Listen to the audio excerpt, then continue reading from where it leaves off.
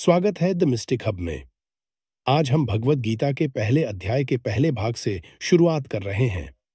भगवद गीता एक विशेष मार्गदर्शक है जो हमें जीवन, कर्तव्य और समस्याओं का सामना करने के तरीके सिखाती है।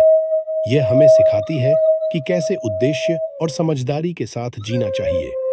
कुरुक्षेत्र के युद्ध के मैदान में पांडव और कौरव आमने सामने खड़े हैं। आकाश में बादल छाए हुए हैं और उनकी सेनाएं युद्ध के लिए तैयार हैं।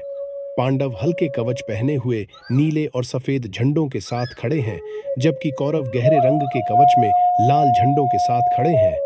रथ, हाथी और सैनिक मैदान को भरते हैं। सभी लड़ाई शुरू होने की प्रतीक्षा कर रहे हैं। हस्तिनापुर के राज दरबार में अंधे राजा धृतराष्ट्र अपने सिंहासन पर बैठे हैं।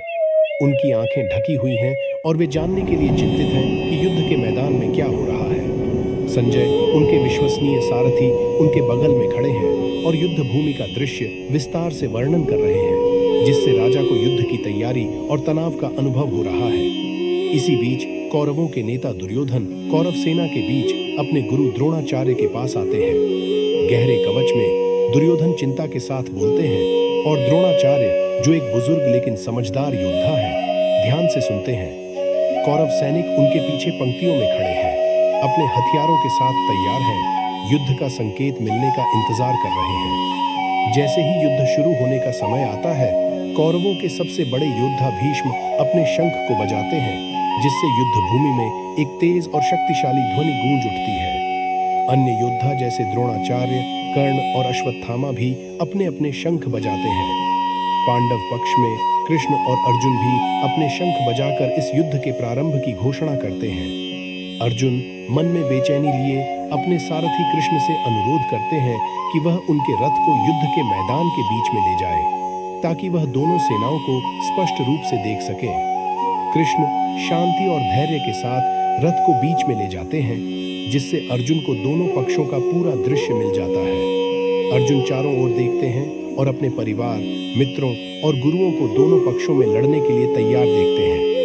यह दृश्य उन्हें गहरे दुख और उलझन से भर देता है, क्योंकि उन्हें इस युद्ध के अपने प्रियजनों पर पड़ने वाले गहरे प्रभाव का एहसास होता है।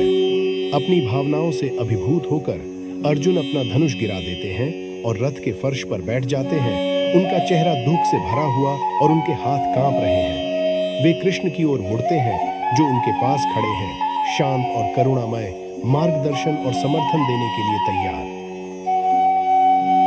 भगवद गीता के पहले अध्याय की कहानी हमें यह सिखाती है कि जब हमें अपने प्रियजनों से जुड़े कठिन निर्णय लेने पड़ते हैं, तो भीतर संघर्ष उत्पन्न होता है। यह दिखाती है कि कभी-कभी सही कार्य करने के लिए साहस और मन की स्पष्टता की आवश्यकता होती है। यह हमें याद दिलाती है कि हमें अपनी भावनाओं और लगाव से ऊपर उठकर अपने कर्तव्यों का पालन करना चाहिए और धर्म का पालन करना चाहिए। इस अध्याय का संदेश है कि चुनौतियों का सामना दृढ़ मन से करें, अपनी जिम्मेदारियों को समझें और संदेह या डर से ग्रसित हुए बिना कार्य करें।